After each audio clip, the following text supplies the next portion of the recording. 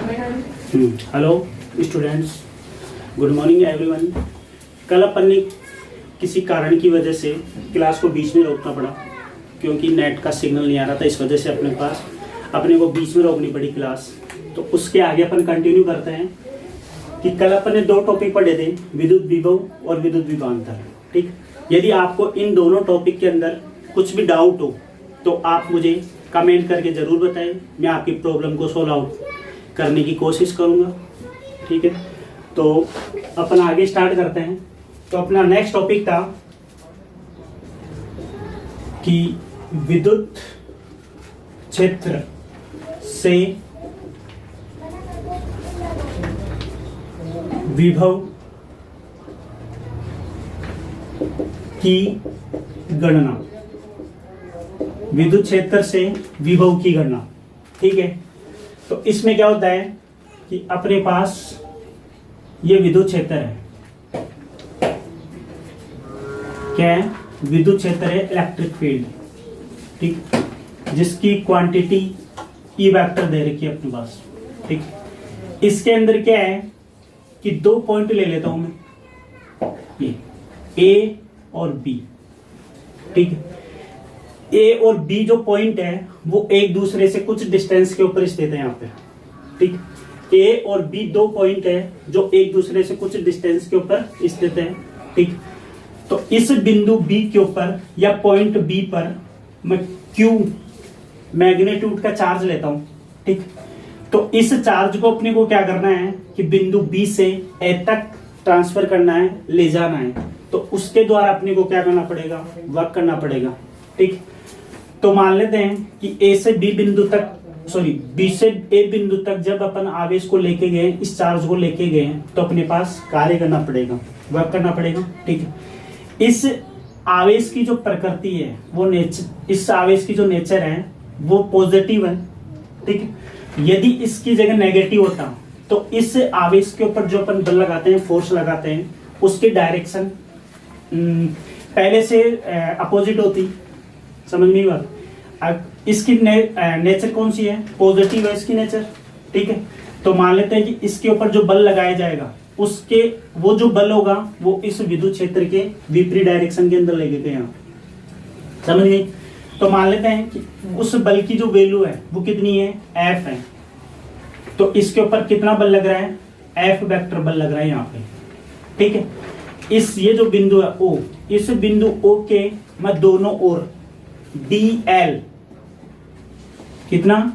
dl लंबाई के अल्पांश की कल्पना करता हूं। इस बिंदु O के दोनों ओर dl लंबाई के अल्पांश की कल्पना करते हैं। ठीक है, जिसका विद्युत क्षेत्र कितना है? ई वेक्टर है। ठीक है, तो देखो आवेश Q0 को बिंदु A से बिंदु B से A तक ले जाने में किया गया कार्य तो कितना हो जाएगा? Del WAB। तो यहां पे हो जाएगा F dot DL vector. Equation first कि del W equal to del WAB equal to हो जाएगा F डॉट DL वेक्टर। ठीक है, यहां तक। अब अपन जानते हैं कि वी नो दैट कि F वेक्टर इक्वल टू होता है Q नॉट E वेक्टर। यहां पे माइनस आ जाएगा। माइनस क्यों आएगा? क्योंकि अपने को इस विद्युत क्षेत्र के विपरीत डायरेक्शन के अंदर या विरुद्ध अपने को इस आवेश को एक पॉइंट से दूसरे पॉइंट तक क्या करना है? ले जाना है अपने को इसको। ठीक है, तो उसके द्वारा अपने को कार्य करना पड़ेगा। और कार्य कितना? डेल WAB कार्य करना पड़ेगा। ठीक है, तो W वर्क निकालने के लिए अपने पास फोर्स की आवश्यकता पड़ेगी। तो फोर्स की आवश्यकता है तो अपने पास फोर्स निकाले अपने -Q0 E वेक्टर। ठीक है, तो यहाँ पे हो जाएगा कि from equation first and second, तो यहाँ पे हो जाएगा del WAB is equal to हो जाएगा -Q E vector dot DL vector. Equation 3। ठीक है यहाँ तक। अब इसके बाद में अपने को कुल कार्य निकालना अपने को, इसके लिए तो कुल कार्य टोटल वर्क, तो ये आपको जाएगा WAB equal to del WAB। अब ध्यान देना कि टोटल वर्क निकालना है, तो टोटल वर्क निकालने के लिए अपने पास जो इक्वेशन आई है थर्ड, उसका अपने को क्या करना है, इंटीग्रेशन करना है। ठीक, अभी यहाँ पे क्या है कि दो पॉइंट थे A और B। ठीक, तो इन दोनों पॉइंटों के बीच में कुछ डिस्टेंस थी, ठीक है, और उससे इन दोनों पॉइंटों के बीच की जो डिस्टेंस थी उसके ऊपर मैंने DL लंबाई के अल्पांश की कल्पना करी, जिसके ऊपर F फोर्स लग रहा है यहाँ पे। ठीक है, तो यहाँ पे दो पॉइंट हो गए B और A, तो अपन आवेश को B से A तक ले जा रहे हैं, तो यहाँ पे कितना हो जाएगा, B से A तक ले जा रहे हैं, तो ये इसकी क्या हो गई, लिमिट हो गई। इससे डेल WAB की जो वैल्यू है वो ये है, तो इसको उठा के अपन कहाँ रख देंगे, इसके ऊपर रख देंगे, या इसमें रख देंगे।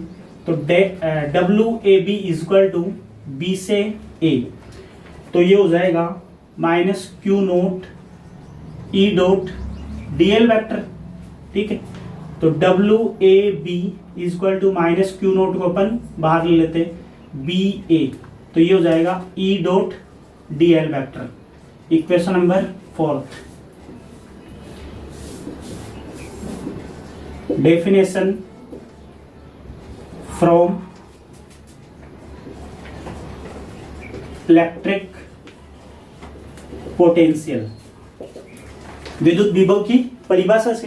ठीक है, यहाँ पे तो अपने पास विद्युत विभव था कि VAB, दोनों बिंदुओं के बीच निकाल रहे हैं, तो VAB या डेल VAB इक्वल टू हो जाएगा WAB अपॉन Q नोट, यही थी इसकी डेफिनेशन विद्युत विभव की या इलेक्ट्रिक फील्ड की जो डेफिनेशन थी वो यही थी। तो यहाँ पे WAB की वैल्यू पता अपने को कि ये है, तो इस वैल्यू को उठा के अपन इक्वेशन नंबर 4 में पुट कर देंगे, तो यहाँ पे हो जाएगा कि पुट द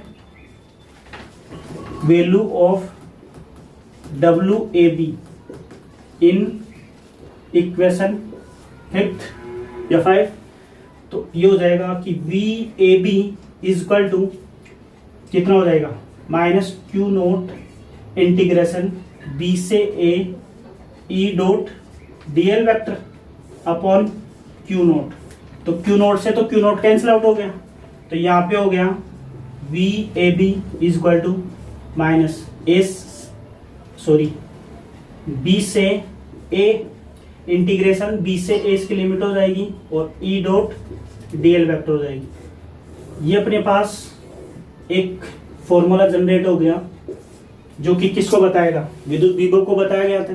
ठीक है, तो VAB equal to minus A से B E dot DL vector हो गया।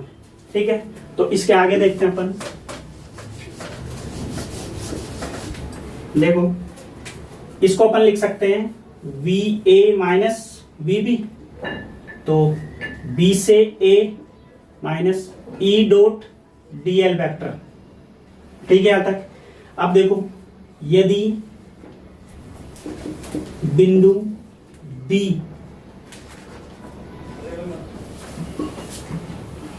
अनंत पर स्थित हो तो, ठीक है, तो VA minus V infinitive equal to हो जाएगा माइनस इन्फिनेटिव से A, तो E डॉट DL वेक्टर।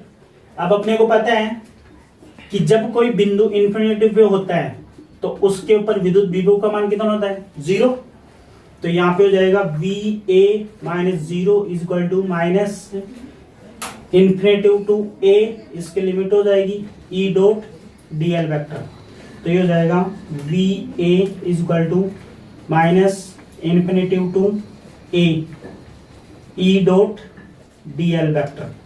तो ये इसका और एक फॉर्मूला निकल गया, जो कौन सा है, विद्युत विभव है।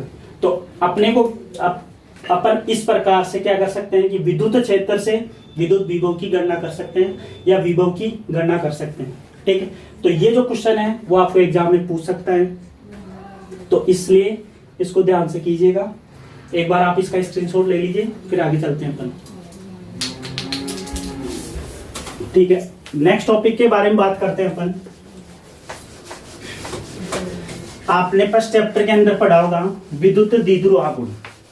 तो विद्युत द्विध्रुव आघूर्ण से पहले अपने को एक टॉपिक देखेगा,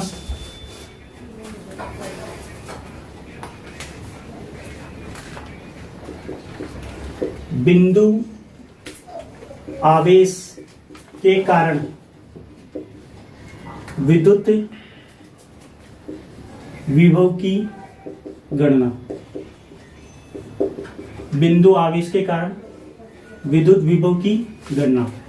देखिए, ये जो बिंदु है ओ बिंदु है, ठीक है। इस बिंदु ओ पर Q0 परीक्षण आवेश रखा गया है। कितना रखा गया है? Q0 परीक्षण आवेश रखा गया है। इससे कुछ दूरी पर, इससे r दूरी पर एक अन्य बिंदु है P। इससे r दूरी पर एक अन्य बिंदु है P, ठीक। तो इन दोनों के जो बीच की दूरी है वो कितनी है? r है। इन दोनों के बीच की दूरी कितनी है? r है। तो इस आवेश के कारण इस बिंदु P पर अपने को क्या निकालना है? विद्युत विभव की गणना करनी है, ठीक है। तो इस बिंदु P पर इस आवेश के कारण पहले क्या निकालनी है? विद्युत क्षेत्र की तीव्रता निकालनी है, ठीक है।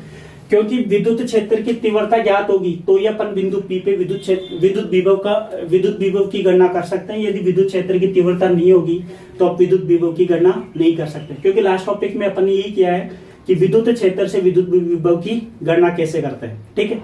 तो विद्युत विभव की गणना करने के लिए पहले अपने पास विद्युत क्षेत्र होना अति आवश्यक है, ठीक है।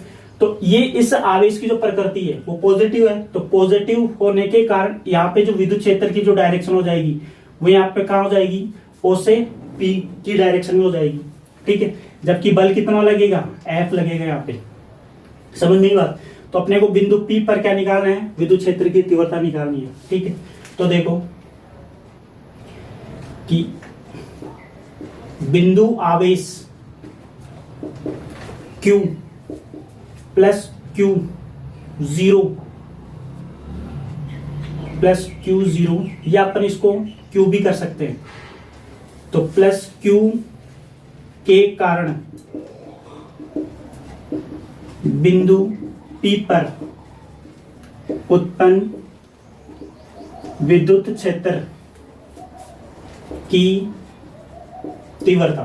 तो देखो E vector is equal to K Q upon R vector का स्क्वायर और ये R के, ठीक है।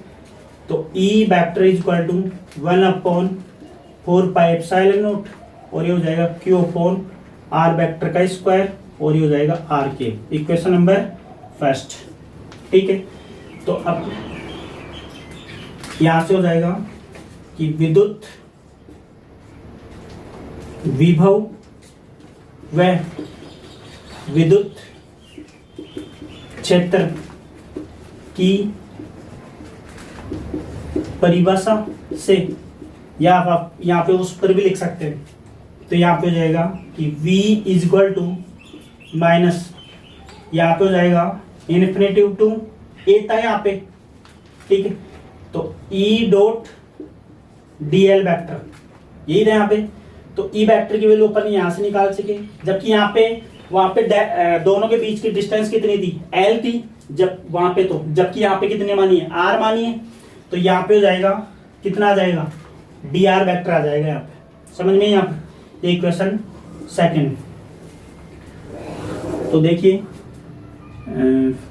From equation first and second, तो यहाँ पे हो जाएगा कि V is equal to minus infinitive to, अब देखो ये जो बिंदु O है बिंदु P से कितनी दूरी पर है? R दूरी पर है। पहले A दूरी पर था, अब कितनी दूरी पर है? R दूरी पर है। तो यहाँ पे इसकी लिमिट कितनी हो जाएगी? Infinitive to R। तो ये हो जाएगा Q upon 4 pi epsilon naught. यहाँ पे हो जाएगा इसकी वैल्यू रख दी R स्क्वायर भी आएगा यहाँ पे, आर वेक्टर का square d are vector sorry r cap dot D R vector, r cap dot D R vector. देखिए एक बार, r cap dot D R vector, ये तो एकांक सदिश है और ये अपना सिंपल सदिश है, ठीक है।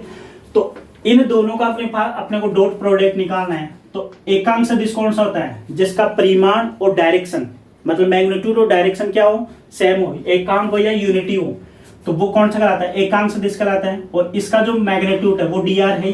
तो एक आर कैप का परिमाण और डी आर का परिमाण और साथ में कोस थीटा, ठीक। अब आर वेक्टर और जो ई वेक्टर है वो दोनों की डायरेक्शन सेम है। जब दोनों की डायरेक्शन सेम है, या आप यूं लिख सकते हैं कि ई वेक्टर पैरेलल है किसके? आर वेक्टर के, ठीक है। जब पैरेलल होता है या समांतर होता है तो उनके बीच में एंगल की वैल्यू कितनी होती है? तो थीटा कितना हो जाता है? 0 डिग्री। तो यहाँ पे हो जाएगा R cap dot D R vector equal to 1 into D R into cos 0। तो कोस 0 की वैल्यू कितनी हो जाएगी? 1। तो इसकी ओवरऑल वैल्यू आ जाएगी डी आर, ठीक।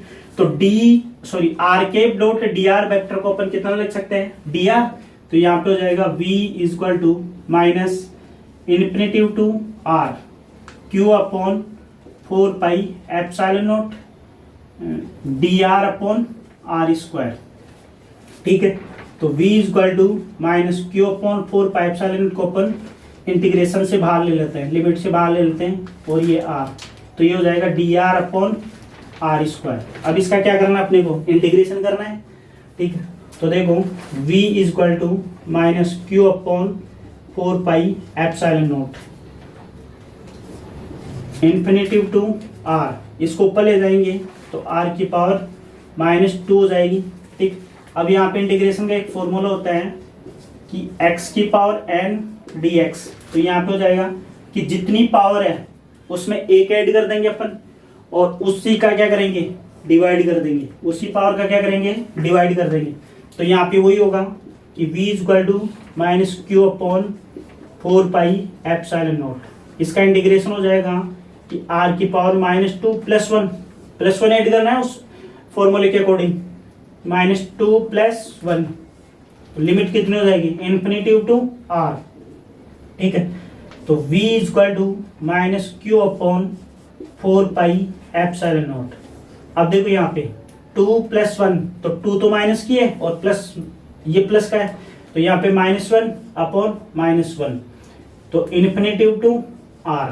तो यहाँ पे हो जाएगा v equal to minus Q upon 4 pi epsilon naught, और ये हो जाएगा, इसको वापस नीचे लेंगे तो ये माइनस का हो जाएगा r इन्फिनिटी टू r, ठीक है। आप इसका एक बार स्क्रीनशॉट ले लीजिए, अपन आगे चलते हैं। देखिए आगे,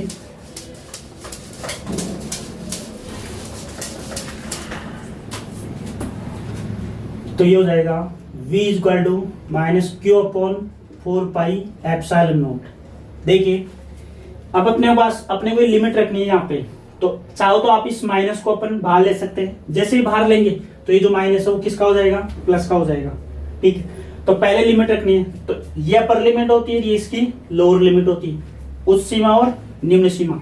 तो पहले अपने को अपर लिमिट रखनी है, तो ये r माइनस बाहर ले चुके हैं, फिर आता है अपर लिमिट, माइनस आता है दोनों के बीच में, फिर आती है लोअर लिमिट, ठीक है।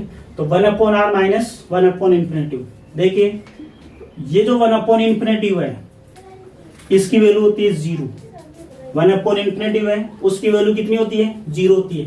तो देखिए v बराबर q upon 4 pi epsilon not multiply में आ जाएगा 1/r, तो ये हो जाएगा q upon 4 pi epsilon not r। अपने को पता है कि k इक्वल टू कितना होता है, तो k बराबर होता है 1/4 पाई एप्सिलॉन नॉट। चाहे तो अपन इसको वापस से k अपॉन r लिख सकते हैं। एक फॉर्मूला तो आ गया, ये वाला समीकरण हो गया ये थर्ड। देखो अर्थात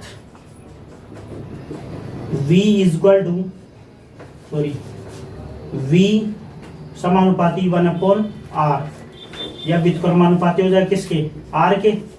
देखिए तो क्या हुआ कि जो v है वो उसकी दूरी के क्या है, व्युत्क्रमानुपाती है यहाँ पे, ठीक है। तो इससे क्या निष्कर्ष निकलता है, इसके लिए निष्कर्ष निकलता है कि आप इस परीक्षण आवेश से जितनी दूरी बढ़ाओगे, इस परीक्षण आवेश से जितनी दूरी बढ़ाओगे उतने ही विद्युत विभव का मान क्या होगा, घटता जाएगा। कितना हो जाएगा, घटता जाएगा, ठीक है। इसी के साथ में इसका एक ग्राफ बनता है, तो अपने वो ग्राफ भी देख लेते हैं एक बार। तो देखिए विद्युत विभव व दूरी के मध्य आरेख। देखिए V व्युत्क्रमानुपाती है R के, ठीक है। तो जब आप R और V के बीच में ग्राफ बनाओगे तो इधर तो आ जाएगा V और इधर आ जाएगा R, तो इन दोनों के बीच में यूं बनेगा ये ग्राफ। ऐसा क्यों होता है, क्योंकि इसके अंदर व्युत्क्रमानुपाती का रिलेशन है दोनों के बीच में। तो इसमें क्या होता है, यदि आप R की वैल्यू को इंक्रीमेंट करोगे तो V की वैल्यू क्या होगी, अपने आप ही डिक्रीमेंट हो जाएगी, और यदि R को डिक्रीमेंट करोगे तो V की वैल्यू क्या होगी, इंक्रीमेंट होगी। तो इसमें क्या होता है कि एक बढ़ेगा तो दूसरा घटेगा, दूसरा बढ़ता है तो पहला घटता जाता है। जबकि आप इन दोनों के बीच में बनाओगे तो इधर तो आ जाएगा V और इधर आ जाएगा 1/r, तो इनके बीच में क्या होगा, ऐसे स्ट्रेट लाइन आएगी, दोनों के बीच में कौन सी होगी, स्ट्रेट लाइन आ जाएगी। तो ये इन दोनों के बीच में हो जाएगा समानुपाती का रिलेशन। तो समानुपाती का रिलेशन आता है तो वो क्या होता है कि एक बढ़ता है तो दूसरा भी क्या होता है, बढ़ता है। तो ठीक है स्टूडेंट्स, आज की क्लास अपन यहीं तक करते हैं। तो अगर आपको इसके अंदर कुछ भी समझ में नहीं आया हो तो आप प्लीज मुझे कमेंट करके बताइए, और चैनल को सब्सक्राइब कीजिए और शेयर भी कीजिए। धन्यवाद।